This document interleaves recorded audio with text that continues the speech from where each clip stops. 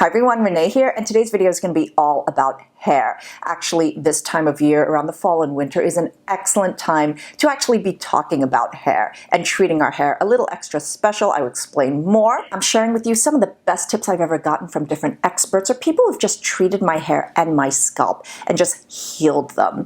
A lot of these tips are just so easy to incorporate, just small little changes for us to make, and they really make all the difference. Given that there are no other underlying issues, if you find that during this time of year there's like a larger wad of hair hanging around your shower drain, don't be alarmed. It's a temporary seasonal hair loss. It's an interesting hair cycle, but when the weather gets cooler, we tend to shed more. So studies have shown that during the year, we have the highest amount of hairs in our head during the telogen phase in July. And hairs in the telogen phase generally start falling out about 100 days later, which is right about now. So from fall to winter is when those hairs start shedding. The good thing is this is temporary. A healthy hair follicle will cycle back eventually into a growth phase. Now here are things that I'm doing that really make a difference, and they really help. I tend to take supplements in phases as needed. There are times when I know my body just needs that extra boost, that extra kick. Other than probiotics, I would say biotin for hair and nails is what I tend to take more consistently. The difference between when I am taking them and not is actually quite obvious to me, particularly where hair shedding is concerned. So at the end of summer, I started taking these new supplements from Briogeo, Be Well Vegan Omega 369 plus biotin. I actually started taking these 1st of September, so this is my second bottle now, but what made me really curious about trying this is the vegan or plant-derived omega-3 6s and 9s, which usually come from fish sources, meat, as well as seeds. I previously mentioned taking omega supplements before because amongst everything else, they're just really good for your skin. So with the biotin and the omegas, I was just like, okay, this is a great combination. I'm curious to see how the plant-derived, algae-derived omegas work. These have been clinically tested to show that it strengthens the hair, which in turn can really help combat hair loss. So far, so good. And by the way, I have a 20% discount code for you that you can use towards Briogeo products. The code is Renee. I will put all the information in the description box down below. This will be on their site, but otherwise you can find them in Sephora. You guys should know by now, my go-to conditioner for over the last 2 years, it's been the same, it's not changed. It's the Briogeo's Don't Despair Repair Deep Conditioning Mask. By the way, right now there's a limited edition version which has raw manuka honey in it as well. And I mean, when I saw this, I just went bonkers. One thing I have started trying though is another version of this. It is their hair cap system. This makes hair masking just super convenient, but also it's a deeper condition and it's actually really fun. When I use this, it's sort of like a special treat, like I'm just really pampering myself. It's got 2 parts. So after washing the hair, the first part of this is the deep conditioning treatment, which you put throughout your hair.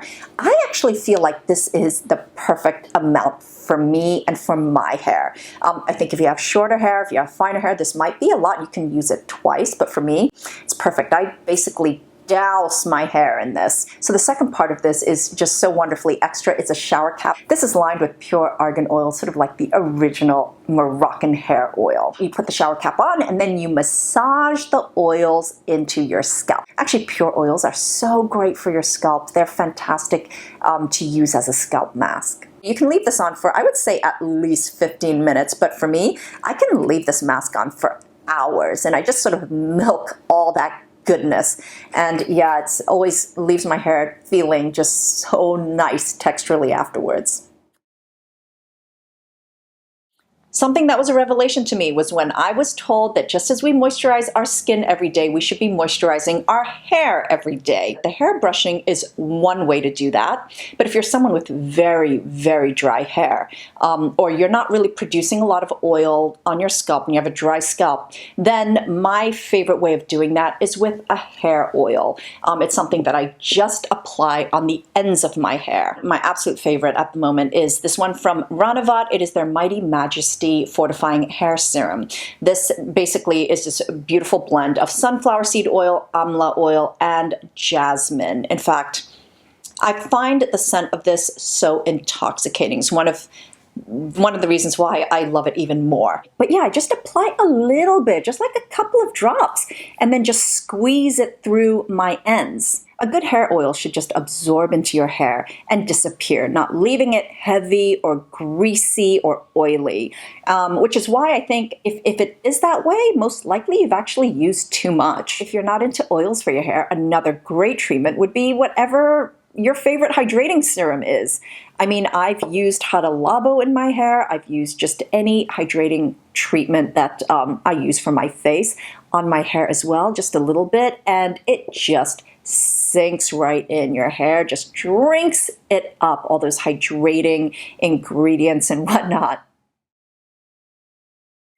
For me to eliminate heat styling entirely, it's just not going to happen, especially my hair is the type that's just so coarse, so frizzy, with really stubborn waves. But now I'm smarter about my heat styling. Heat protectant is a big deal. I'm still using this one from Briogeo, Blow Dry Perfection, and Heat Protectant Cream. These are pretty important because they're the first line of defense against the heat from your tools, but at the same time, they make it so that your tools don't have to work as hard. If you want a styling product that is silicone-free, it's not that easy to find. This is formulated without any, but it's also a very nourishing cream. But it's not heavy. It's actually very lightweight. You don't have to use a lot. It doesn't come out as greasy or oily at all, but also it just makes smoothing out the hair easier, and also styling and hold is just better. I used to get my hair blown out a lot, but then it's just that like pulling and that tugging and the intense concentration of heat over and over can pretty much fake the perfect blowout. With my Hot Tools curling iron, the 2-inch barrel, the effects really mimic a boar bristle round brush. This makes doing my hair just so fast and easy. All I'm trying to do is smooth out the frizz and to have a little bit of body. I'm not about having perfect, mermaid waves or stick straight hair. I just want a little bit of a bend, but I need it to be smoothed out. I don't have a super high heat setting. I do about 1 pass. I don't leave it in my hair for a long time, and I just keep it moving. I slide my barrel through the ends of my hair, and then that's it. I move on. One of the best investments I've ever made for my hair is the Dyson Supersonic. Seriously, one of my favorite purchases ever. Hair dryers are here. The Dyson Supersonic This dries your hair so fast and without the same kind of heat damage that you would usually get. In fact, it's designed to protect your hair from extreme heat damage. It's as effective as any professional grade, like 3,000 watt hair dryer.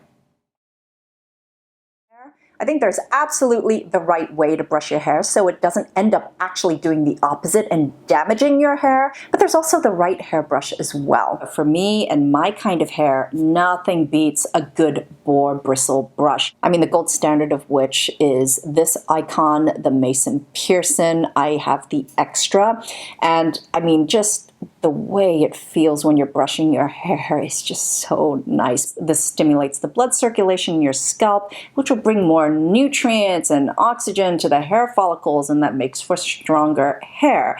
But also, I mean, it's great at distributing the oils. I mean, this is something we keep on hearing about, is that it distributes the hair oils throughout your hair, but also it takes away some of the excess oil that is lying around. So it helps in moisturizing your hair as well. The fantastic thing about boar bristle is that it just does not tear or break. It's not damaging to your hair strands. If anything, especially if you have hair like mine, this really smooths the hair strands out. Boar bristle may not be for everyone. I feel like if you have really coarse, dense, curly hair, then a Denman might be better.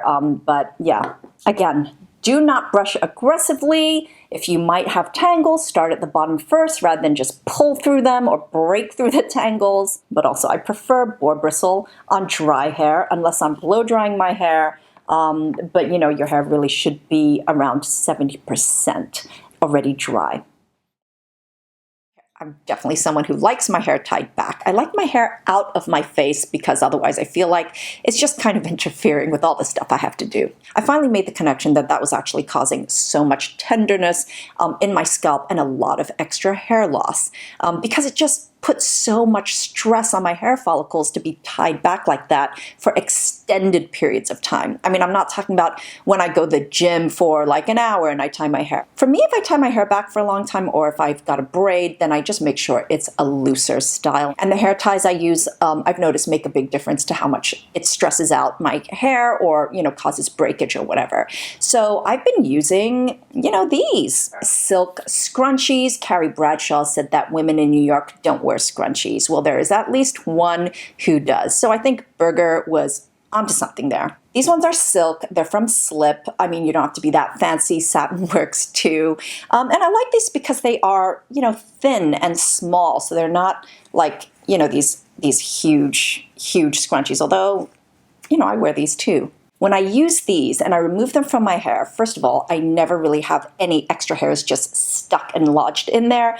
Plus, there's no like dent in my hair. It's just smooth, as though I didn't have my hair tied up at all.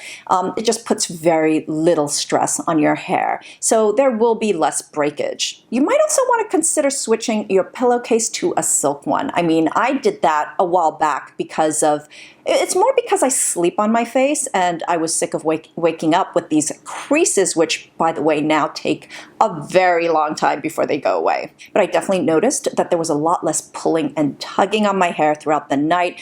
This is something you don't realize is happening until it's not happening anymore. So I made that connection, and there's also just so much less hairs lying around. So these are just some of the things I've been doing that have been contributing to a happier scalp and less struggle with hair fallout, hair breakage. I hope you found some of these tips useful. Thank you so much for watching. And until next time, I'm wishing you great skin health. Bye.